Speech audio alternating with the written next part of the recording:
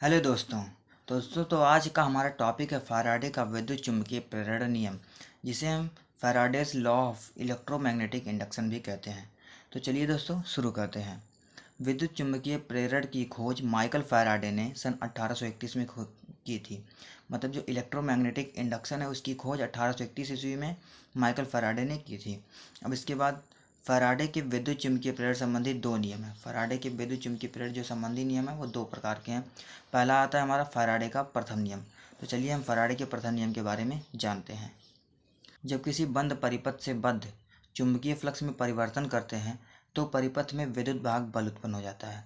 Simply जब हम कोई बंद परिपथ है उसमें चुंबकीय फ्लक्स में परिवर्तन करते हैं तो परिपथ में विद्युत भाग बल उत्पन्न हो जाता है, इलेक्ट्रोमैग्नेटिक फोर्स ये उत्पन्न हो जाता है। इस उत्पन्न विद्युत भाग बल को प्रेरित विद्युत भाग बल कहते हैं। मतलब जो हम चुंबकीय फ्लक्स में परिवर्तन कराएंगे तो विद्युत भाग बल उत्पन्न होगा, और जब विद्युत भाग बल उत्पन्न होगा उसी को हम प्रेरित विद्युत भाग बल कह देते हैं।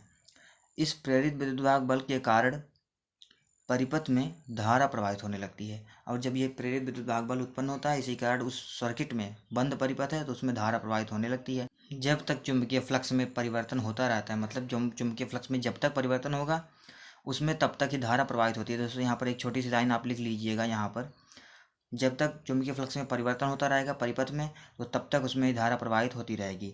जैसे ही चुंबकीय फ्लक्स में परिवर्तन बंद कर देते हैं, मतलब चुंबकीय फ्लक्स में जो परिवर्तन है उसको अगर हम बंद कर देंगे तो परिपथ में धारा भी बंद हो जाती है, मतलब धारा का प्रवाह भी बंद हो जाता है। तो दोस्तों आपको एक बार हम इसको फिर से समझा देते हैं। जब किसी बंद परिपथ से बद्ध चुंबकीय फ्लक्स में परिवर्तन करते हैं तो परिपथ में विद्युत भाग बल उत्पन्न हो जाता है। इस उत्पन्न विद्युत भाग बल को प्रेरित विद्युत भाग बल कहते हैं।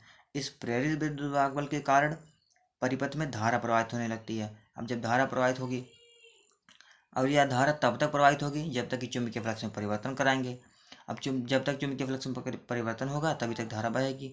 जैसे ही चुंबकीय फ्लक्स में परिवर्तन को हम रोक देते हैं तो धारा हमारी बहना बंद हो जाती है, धारा प्रवाह बंद हो जाता है। तो आई होप दोस्तों फैराडेज फर्स्ट लॉ आपको समझ में आ गया होगा। अब आगे बढ़ते हैं अपने अगले हेडिंग पर, जो हमारा है अगला topic Faraday's second law, Faraday का द्वितीय नियम। ये तो छोटा सा ही है दोस्तों। परिपथ में प्रेरित विद्युत भाग बल, मतलब ये प्रेरित विद्युत भाग बल किसके बारे में बात किया जा रहा है। जब हमने कोई परिपथ लिया था, परिपथ में पहले से कुछ विद्युत फ्लक्स थे, उसमें हम परिवर्तन कराए थे, उस विद्युत फ्लक्स में परिवर्तन कराए थे तो हमारा प्रेरित विद्युत भाग बल उत्पन्न हुआ था। अब वही प्रेरित विद्युत भाग बल का मान जो है उस चुंबकीय फ्लक्स में परिवर्तन की दर के बराबर होता है। मतलब मान लेते हम ना, मान लिया कि प्रेरित परिपथ में प्रेरित विद्युत भाग बल ई है, प्रेरित में विद्युत भाग बल ई है, उसका मान मतलब ई चुंबकीय फ्लक्स, फ्लक्स को हम फाई से डिनोट करते हैं तो चुंबकीय फ्लक्स में परिवर्तन की दर के बराबर, मतलब इसका परिवर्तन की दर डी डी टी हम ले लेते हैं तो ई इक्वल टू हो जाएगा D phi by D T. यही हो गया हमारा फैराडे सेकंड लॉ, फैराडे का द्वितीय नियम। तो आई होप दोस्तों ये आपको समझ में आएगा। अगर वीडियो पसंद आए तो वीडियो को लाइक कीजिए, चैनल को सब्सक्राइब कीजिए। मिलते हैं अपनी अगली वीडियो में, धन्यवाद।